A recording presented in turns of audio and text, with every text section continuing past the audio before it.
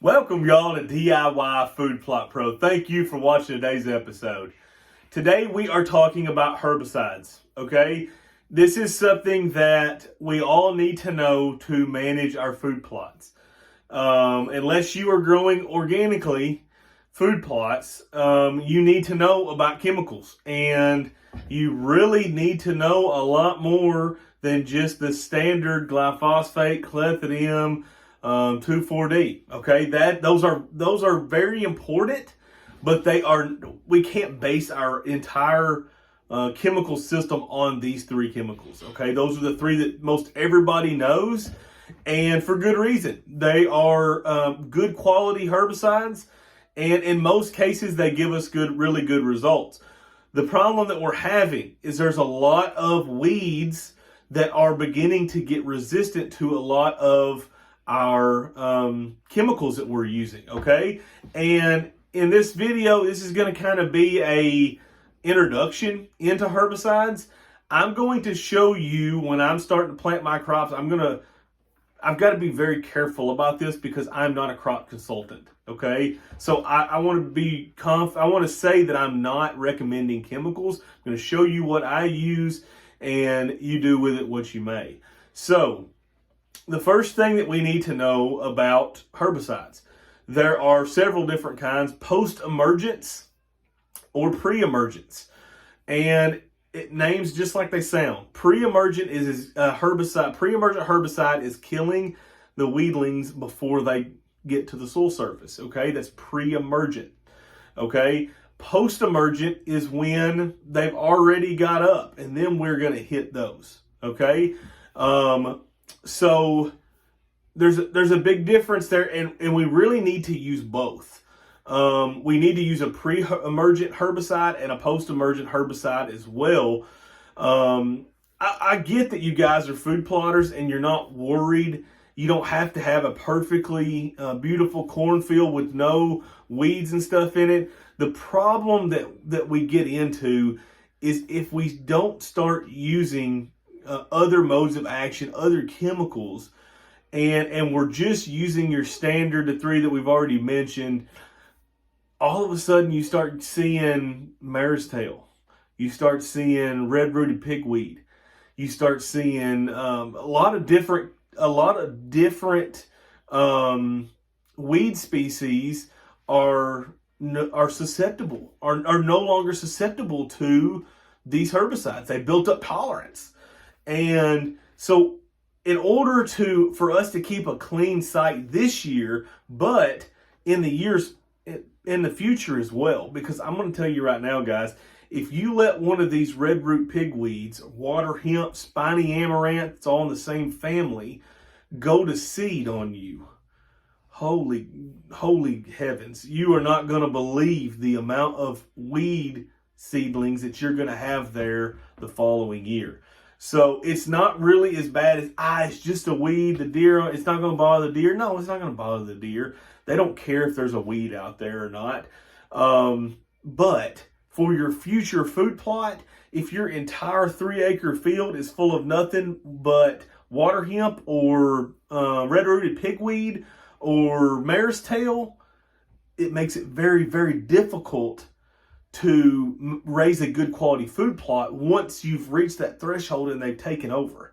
So our best mode of action is to get them on the front end and take care of them. And if we see some out there, this is just going to happen. It happens to me every single year. You see one or two out there, you better go pull them darn things. I'm telling you, you don't want to mess with those things year in and year out. They will take over your field, and they will make your life a living HE double. You know what I'm saying? It ain't no fun. I promise you, they will outgrow anything you plant.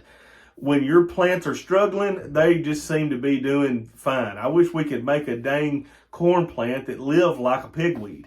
Man, it's unbelievable how healthy they are, even in droughty conditions. They don't ever stop growing. So then we've got chemicals that are residuals. Okay, these residuals we're putting on top of the ground, and they stay there from 1 to 4, 5, 6 weeks, and basically they're going to give you control of those weeds until that residual is done. I use residual every year. I'm a big believer in it. It's something that you don't hear a lot of food plotters talk about. So they get all their ground worked and they plant it, and then it's beautiful, and then all of a sudden you see freaking weeds coming out the hind end, and they're coming everywhere. It's because there's no residual there. I'm making a second spraying. When my corn gets knee high, I'm going back over it again, because corn's going to start canopying shortly after knee high. So if I can kill a lot of that stuff with my post-emergent application of herbicide, then all of a sudden, another week or so, the corn's grown so big that it's shaded all that out below it. And then you have a much better chance of getting through and not having those gigantic weed problems that we face so often in food plots. Okay, so always spray by the label. Okay, so any chemical you buy is going to have a label on it. Go through that label with a fine-tooth comb, because I'm telling you, there's a lot of things in there that may throw you. There are, when you're planting corn, there's going to be a lot of stuff where it says you can't spray this after V6. But you don't have to worry about all that. I'm going to show you exactly what these growth stages are, what this means. As long as you go by the label, you are going to understand a corn plant better than you ever have. I promise you that. So stick with me, and I promise you we're going to grow you a very successful food plot if you'll do what I'm telling you to do. Okay, let's get back to it. We've got a systemic herbicide, which means a systemic means it's basically going to translocate throughout that plant. Okay, so if you spray this one leaf right here, that herbicide goes in, and then all of a sudden it's going, it's moving around. And then you've got contact herbicides where it's basically going to stay right there. Okay, so those are just two different ways they work. So let's get into some of the things that we're going to look for when we're looking for a label as far as being able to spray our food plots on. You're going to have something called broadleaves. And broadleaves is going to be your curly dock. It's going to be your henbit. It's going to be your chickweed. It's going to be your pigweed. It's going to be your mare's tail. A lot of other ones. Thistle, clover, all of those things. Cockaburra, those are all going to be broadleaves. Okay, all those are broadleaves. Morning glories, all those things are on the broadleaf side. And then when we're going to look at grasses, we're going to look at foxtail and fescue and crabgrass and on goosegrass, all those other type of grasses. And we need to know that. That's very important, because if you're planting a spring food plot, you need to know, do you have grasses or do you have broadleafs in there? And because you may or may not have a chemical that you can spray to keep that clean. That's something big that I see a lot in spring plot mixes. These guys are just throwing stuff together, and you've got grasses and you've got broadleaves together. Well, tell me what chemicals we can use that won't kill our grasses, but will kill all the other grasses, or what won't kill our broadleaves, and we're planting broadleaves.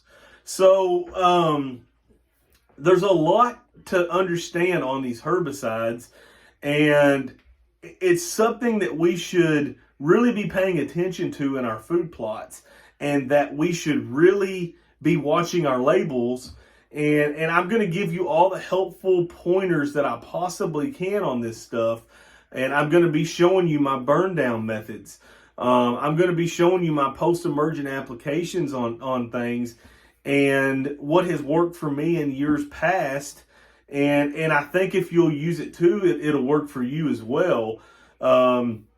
So we're going to get through this together. And this is a very big thing, though. This is important.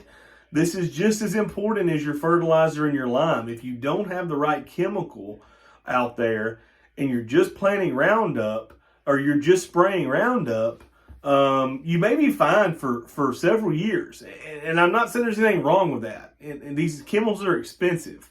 Don't get me wrong. These chemicals are very expensive. But to me, I've got a future in food plotting, because I'm using stuff that kills these things down.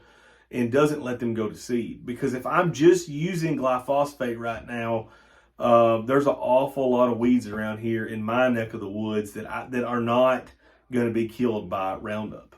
Doesn't matter what the rate is. I've seen guys say put more. Go by the label, guys, okay? Go by the label, but it doesn't matter how much you put if it's resistant to it, okay? So it's not going to kill it. It may yellow it. We have that, our Roundup does that to our mare's tail. It yellows it, and all of a sudden you think it's dead as a mackerel, and then all of a sudden, bam, dark green again, takes off growing. You can't touch it, okay? Roundup does not touch it. So, with that being said, if you have thought this video was useful to you, please smash that like and subscribe button. And there's going to be a lot more content on herbicides. This was just kind of an introduction to herbicides, just trying to show you what all we have to use to keep our food plots clean. And I hope you enjoyed the video. Thank you.